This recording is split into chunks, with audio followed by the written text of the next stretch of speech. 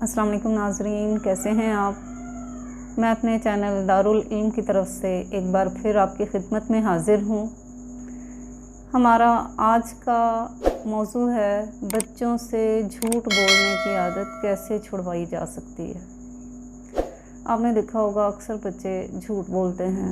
बाज़ औक़ात वो मार के खौफ से कि उन्होंने कोई ऐसा काम किया होता है जिसकी वजह से उनको वालिदैन से या टीचर से मार पड़ सकती है या उनकी पिटाई हो सकती है, या उनको ये पता चलता है कि वालिदैन या असातिज़ा उन पर गुस्सा करेंगे या उनके बड़े बहन भाई, तो वो फिर झूठ बोलने का सहारा लेते हैं। वो झूठ का सहारा लेते हैं ताकि उनकी इस पिटाई से या सज़ा से जान बख्शी हो जाए।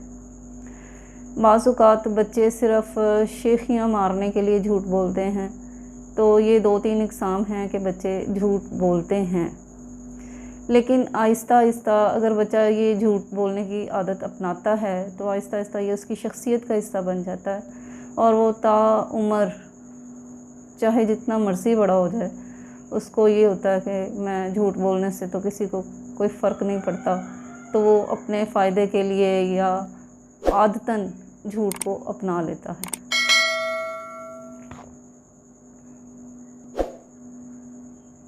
आप बच्चे को बता सकते हैं कि झूठ के कौन से नुकसानात हैं। झूठ बोलने से इंसान बेएतबार हो जाता है, लोग उस पर भरोसा करना छोड़ देते हैं, उस पर यकीन करना छोड़ देते हैं।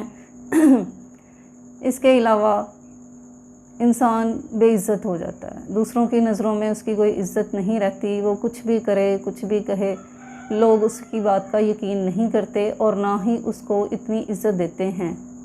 जबकि अगर बच्चा सच बोलता है या कोई इंसान सच बोलता है, लोग उस पर भरोसा भी करते हैं, यकीन भी करते हैं और उसकी बात को अहमियत भी देते हैं, उस शख्स को भी अहमियत देते हैं।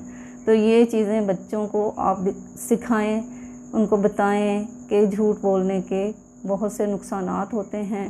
सच जो है वो सीधे रास्ते पर चलाता है और सीधा रास्ता जन्नत की तरफ जाता है, जबकि झूठ हलाकत की तरफ लेकर जाता है, इंसान को तबाही की तरफ लेकर जाता है। आपने सुना होगा कि एक झूठ बोलता है इंसान तो उसको निभाने के लिए उसको 100 झूठ मज़ीद बोलने पड़ते हैं। तो ये झूठ की जो लड़ी है ये आगे चलती जाती है। तो अगर शुरू में ही आप बच्चे को स्टॉप लगा देंगे, बच्चे को ये बता देंगे कि झूठ के क्या नुकसानात हैं, तो बच्चा यकीनन उससे बाज रहेगा। बच्चा अपने वालिदैन को या अपने टीचर्स को या बड़े बहन भाइयों में से किसी को आइडलाइज़ ज़रूर करता है। तो आपकी कोशिश ये होनी चाहिए कि बच्चे में अच्छी खसूसियात पैदा करें, आप ख़ुद उसके लिए रोल मॉडल बने ताकि बच्चा आपको देखकर सीखे कि मैंने कैसा बनना है या अपने अंदर कौन सी खसूसियात पैदा करनी है। बाज़ औक़ात ये होता है कि पेरेंट्स बच्चे के सामने ख़ुद झूठ बोल रहे होते हैं तो बच्चा ऑटोमेटिकली झूठ बोलना सीख लेता है।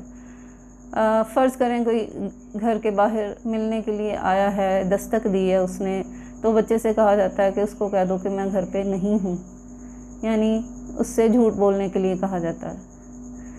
तो बच्चे का सवाल, एक नेचुरल सवाल ये होता है कि आप तो घर पे मौजूद हैं, तो मैं ये क्यों कहूँ कि आप घर पर नहीं हैं, ये एक झूठ हो जाएगा। तो आपने बेसिक्स से बच्चे को सिखाना है, छोटी छोटी चीज़ों से, कि आपने गलत काम नहीं करना या झूठ नहीं बोलना। जब आप खुद सच बोलने पे अमल पैरा होंगे तो बच्चा खुद ब खुद सच बोलने पे आमादा हो जाएगा, उसको झूठ का कभी भी सहारा नहीं लेना पड़ेगा। इसके अलावा एक और चीज़ जिसका बहुत ज़्यादा वालिदैन को ध्यान रखना चाहिए कि हम सब से बहुत सी गलतियां हो जाती हैं। बहुत सी गलतियां हम करते हैं, बड़े होकर भी, छोटे बच्चे भी करते हैं।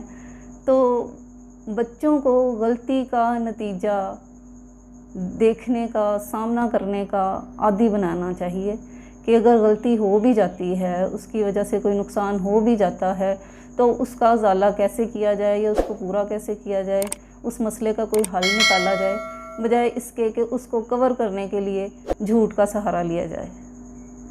तो बच्चों में ये खसूसियत पैदा करना वालिदैन की, टीचर्स की, बड़े बहन भाइयों की ज़िम्मेदारी है। आप ख़ुद रोल मॉडल बने बच्चों के लिए, और बच्चों को खुद ही ये समझ आ जाएगा कि हमने कैसा बनना है। जो वो देखते हैं वो वही करते हैं। तो ये हमारा आज का टॉपिक था। उम्मीद है आपको पसंद आया होगा। इंशाल्लाह नई वीडियो में आपसे मुलाकात होगी। मेरे चैनल को लाइक करें, शेयर करें और सब्सक्राइब करें। अगली वीडियो तक अल्लाह हाफ़िज़।